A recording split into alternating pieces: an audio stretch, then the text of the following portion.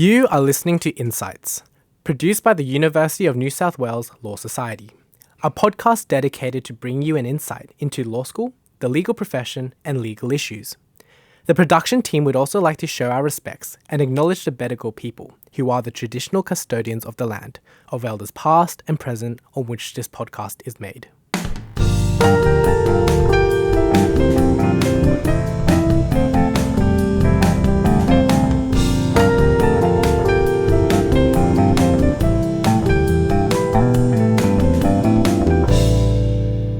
For this episode of the podcast, we will be talking to two first-year students from within our community here at UNSW. Emily Chang is a first-year law student studying a Bachelor of Laws alongside her Bachelor of Science. She is a member of our Wellbeing Warriors Subcommittee here in the UNSW Law Society, amongst her other societies.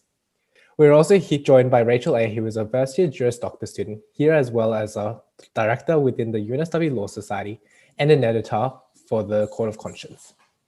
Thank you, Emily and Rachel, for joining me for a chat today. Thanks for having me, Harry.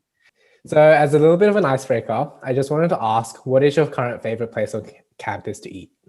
So I'll go first, and I hope this is the right answer, Harry. But my favorite place to eat is Yellow Eats, and I love the chicken shawarma. Well, my favorite place is on the opposite side of campus to the law building, but I really like the Faux House in the pavilion. It has such good food. The only right answer is Tellini's, and I will be fighting for my opinion. We'll agree to disagree. Exactly. When not being inundated with readings, what do you guys do in your spare time? I really like to go on bushwalks and just kind of like walk around and see what's happening around my neighborhood and just, immerse myself in nature. I'm a little bit more sedentary, so I love baking. That's one of my hobbies. I like cooking as well. I don't get to do as much of it these days, what with law school and everything, but it's definitely something that I like doing. Seems to be a lot of really interesting hobbies that you can actually do during COVID as well. Yep, definitely. Yep. Baking bread.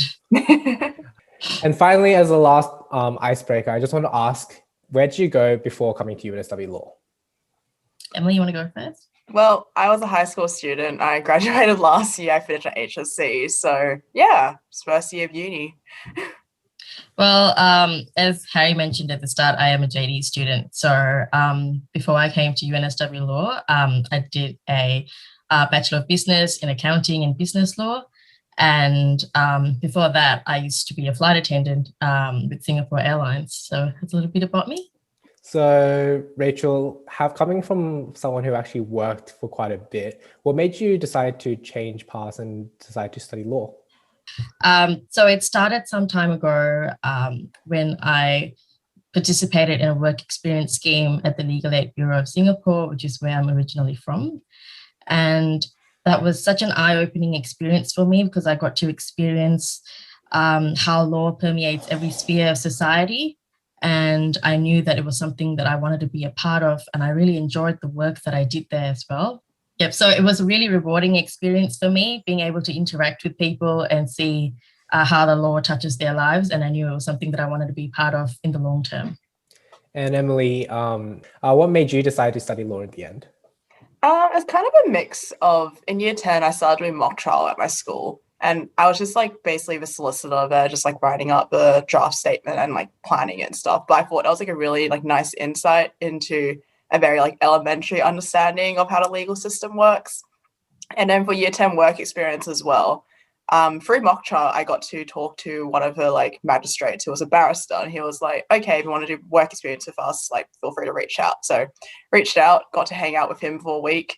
I bet it was a little bit boring by just going to the courtroom every single day. But at the same time, I got to have a really good insight into just looking at some of the cases he was working on and just getting an understanding of how that worked. And then I guess in my later years of high school, I was trying to work out what I wanted to do with my life. I thought, well, I kind of really enjoy my humanities stuff. I did history and I really like the analytical mindset. So I thought law would be a really good degree to keep pursuing that.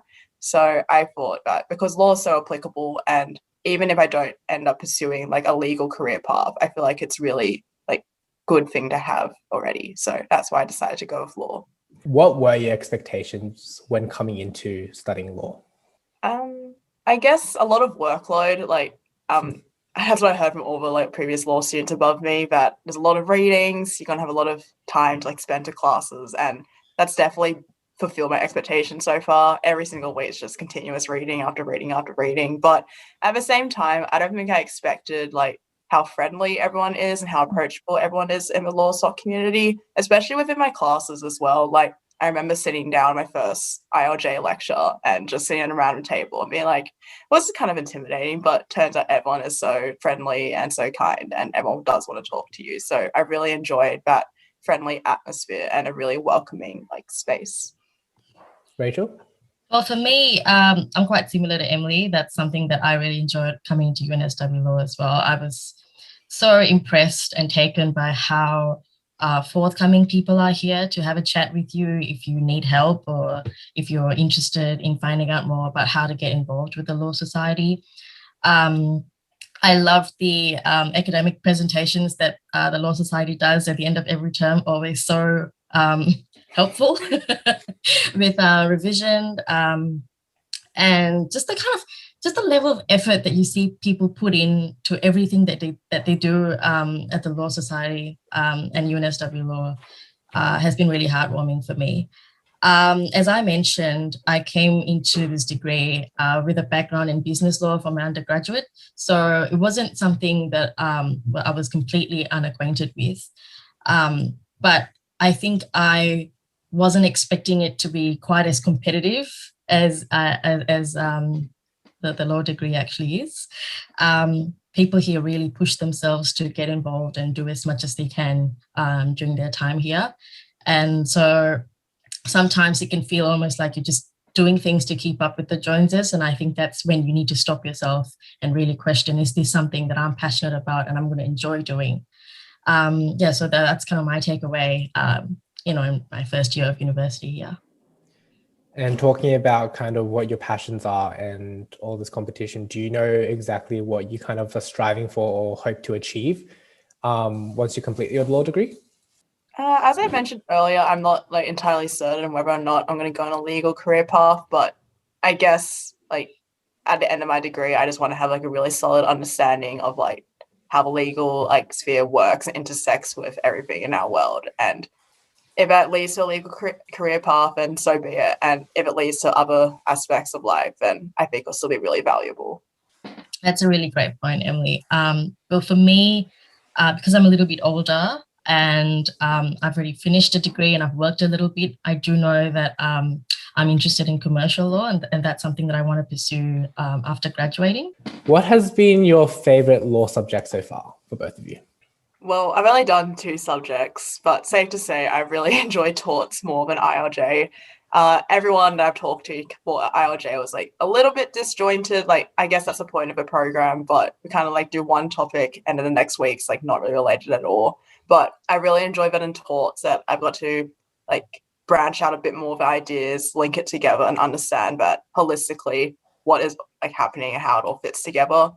I've also really enjoyed a theoretical aspect that's still kept in torts, like questioning the function and the limitations of a tort system and whether or not it's the best way for individuals to receive justice. For me, my favorite subject so far is contracts. I'm going into my second year in a couple of weeks, so I think I'm at a good place to kind of reflect on what I've enjoyed so far. And I've got to say, it's been contracts for me. It was just a subject that I intuitively grasped from the get-go, and I had a really good teacher as well, Mr. Michael Hung. You're amazing. What has been your experience studying the law? How difficult has it been? Stuff like that.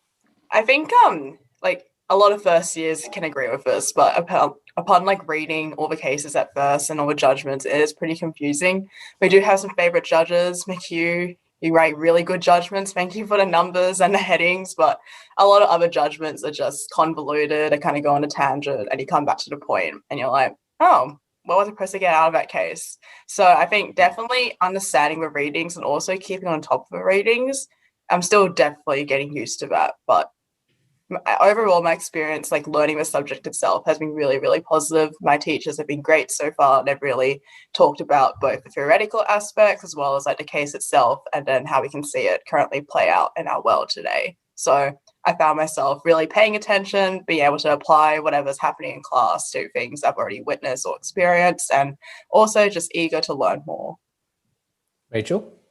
I think for me, the challenge has been staying on top of workloads. And as I mentioned, law school is competitive. Everyone wants to get involved with all sorts of things that interest you and you want to get involved in. It can be hard to keep track of your course load and your readings and your assignments, especially in reading week when so many things tend to be due all at once. What I've heard from a couple of JD students that I've met is that having done an undergraduate degree already, it kind of preps you for studying law, which I know is a lot more intensive, but at least you have the basic study patterns, I guess, down. Would you say that this, having studied already in university, it helped a lot? I would say so. I feel that the accounting degree that I did in my undergrad really helped me because accounting was not a degree that I ever intended on pursuing. It was just something that fell into my lap and which I pursued part-time while working. So doing that part-time and juggling work at the same time really sort of imparted those skills that I feel are helping me today in my law degree with time management, being able to organize myself, being able to multitask and do a number of things all at once. These are skills that I picked up during my undergraduate degree. And so I think in that sense, having studied before at university, I do come in with a bit of a head start. And I as I mentioned, having done business law as one of my majors in my undergraduate studies, it has prepared me for the sorts of thinking that we do in law school today. But at the same time, I don't think it has really prepared me for the intensity of law school. So Emily, it sounds like you kind of got it lucky starting fresh in university. I guess like high school and university are not the same type of environments at all. And we got told this repeatedly last year, but definitely coming in to university, I was like kind of confronted like head on with everything. It was a bit intimidating at first, a little bit terrifying, but I think that's kind of a joy of it. Just, throwing yourself into new experiences, getting to understand like, okay, it's like more self-directed now, a bit more independent. You get to like kind of choose what you want to do, but at the same time, you're also kind of limited in like, I have to do my core courses first, obviously. But I think at the same time, it has been a really rewarding experience just getting to know so many different people and so many new people, as well as just, I guess, adjusting to a different type of learning style and also embellishing like study habits and how I like organize myself previously and just continuously building on that as I go throughout my studies. What has been your favorite memory in law school as of far? I have quite a few favorite memories so far. I really enjoyed going to law cruise with some of my friends. That was a really good like night out and we just got to like have fun, get some drinks and dance a little bit. Law camp as well was a highlight. Even though I was pushed back to term 2, I got to meet so many new people and also like strengthen some friendships I already had, as well as just like, have a like really good weekend, not have to worry about studying and just have a lot of fun. And I guess like this isn't really like a social type of event, but I really enjoyed my mooning experience so far. My first round was like a little bit, I guess, hectic because I kind of forgot my written submissions were due. But after that, it's been really, really fun and really rewarding and also just slightly terrifying as well. But I really got to push myself and I really enjoyed that experience. Rachel, what about you? What has been your favorite memory so far? Well, I've been too chicken to try mooting. It's something that I really want to do and I just haven't been able to muster the courage to do it. I did attend a mooting mentoring session yesterday, which I think is something new that they've introduced this year, the mooting portfolio. So that was exciting. It was nice to be able to sit down with Caitlin and she gave us some tips and walked us through how we would handle a moot problem. And I think I've got a mock moot or something coming up next Friday. So we'll see how that goes. And hopefully that paves the way for a new mooting career for me, going into second year now. But it's never too late, right? Never. Although I've heard quite a bit that a lot of JD students might participate less in our skills competitions and moots. For example, first years, I'm guessing they kind of bright-eyed, excited about everything, go in and sign up for everything. Whereas JD students, No, I think you're definitely right, Harry. I think you're onto something there, but I think it's a little bit bigger than that. I think with JD students, they're juggling a number of things. A lot of people are older and they have career or family commitments. So you're right. A lot of them do come into class. A lot of them do attend evening classes just to get through the course load, get their degree, and get out and hopefully do something else. In the form of a second career or mid-career switch or something like that. So it can be a little bit hard for JD students to get involved in a lot of the activities that the Law Society offers. But also I find that there's a lack of awareness with JD students in general on what's on offer, as opposed to LLB students. So that was a big part of what I set out to do as mentoring director. Although mentoring directors are primarily interested in helping first-year students adjust to life at law school, more of the academic and social aspects, I think a big part of that is also getting them involved or encouraging them to get involved with the activities on offer from the Law Society. And so that's what we set out to do this year. And we sent out newsletters to our mentees to let them know, hey, this is something that's coming up in week 8, look out for it.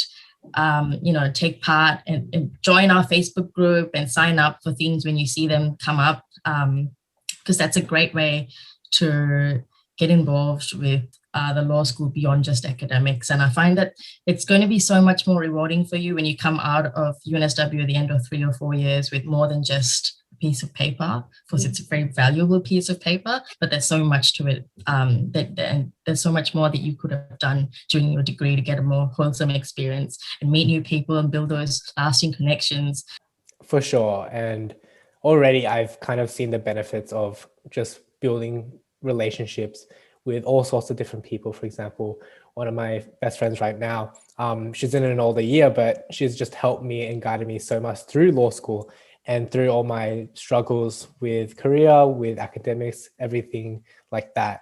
And even if you're not going to be working with them always, just having them as, I guess, a person who's gone through that experience helps a lot. 100% agree. And I think a big part of why I enjoyed my time in UNSW Law so much so far was that I had an amazing mentor in my first term at uni last year.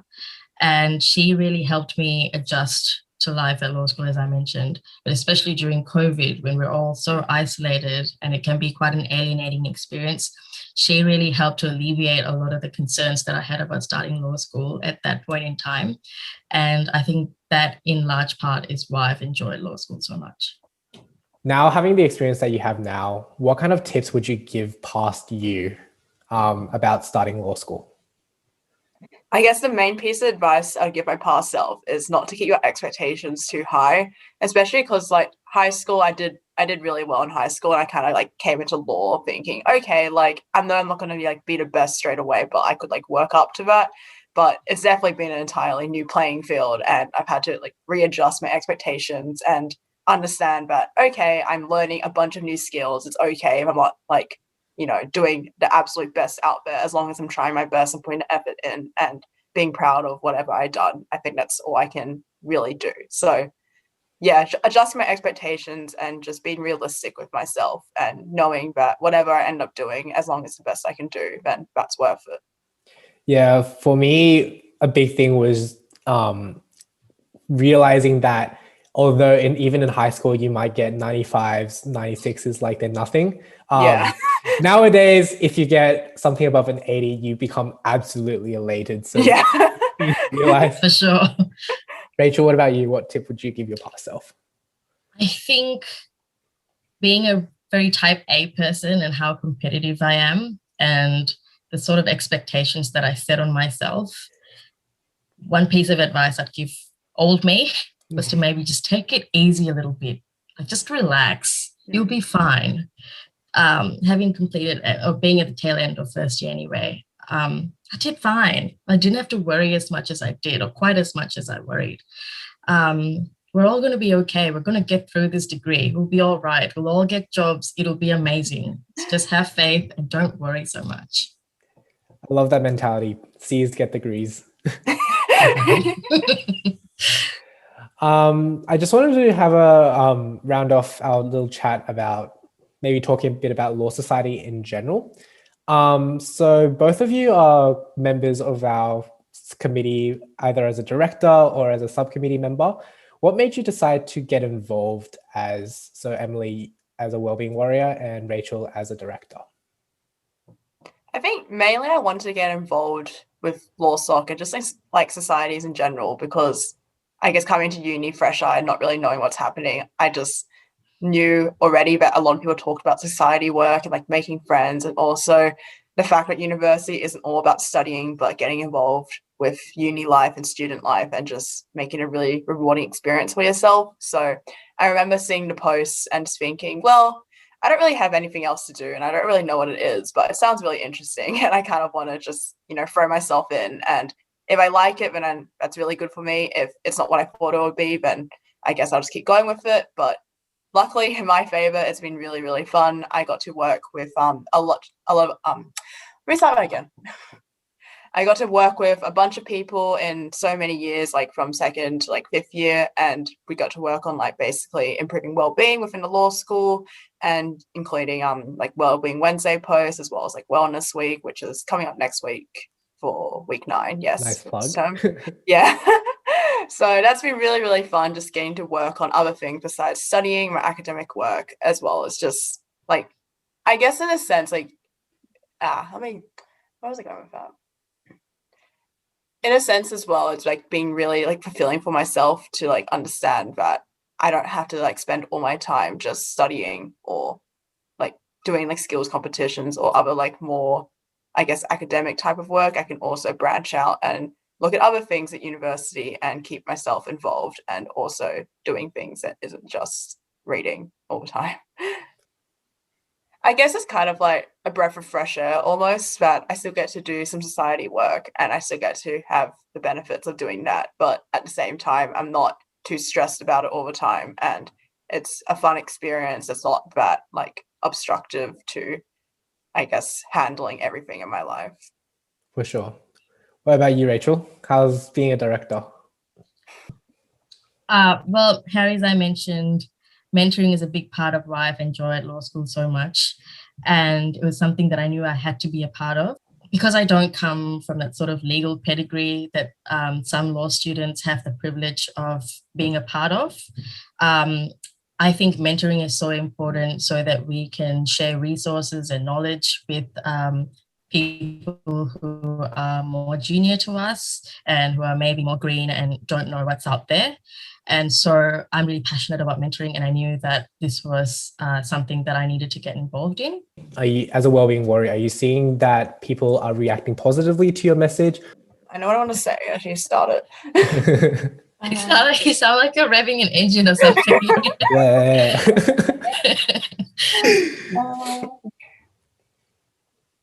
I guess it's kind of hard to like garner the feedback to what our messages are and like see if it's like having a reaction to people, because all we're really doing is like putting out online content, and then like with Wellness Week, just like putting out some videos and also like running some events, which I definitely think are valuable and helpful. But I guess, as I said, it's a bit hard to like garner a reaction and see like the impact it's having, because as you said, Harry, it is really important to prioritize our well-being, because law school is incredibly competitive and does involve a lot of workload, and it's so easy to burn out. So I think it's important that we are like sending out weekly reminders like of different ways to improve your well-being or different well-being advice. But I guess in a sense, because we also know that we were all Wellbeing Warriors are law students. We all know the stress and we all know the workload. And I know that personally, I try to prioritize my own well-being, but I do fall into some like pretty bad habits, like kind of staying up late, doing all my work, and with assignments as well, like not really organize my time as much as I want to. So I think sometimes it's a little bit hard to see that reaction and kind of see an impact that it's having, but that doesn't mean that I don't think it's really valuable and we should still keep doing it. But yeah, I think in terms of like making sure that it's a bit more tangible, like what we're doing, I think we can have some room for improvement there. If I can just throw my 2 cents in, I attended a mental health workshop recently. It was hosted by a number of lawyers who were talking about mental health and burnout in the legal profession. And something one of the lawyers said really stuck with me.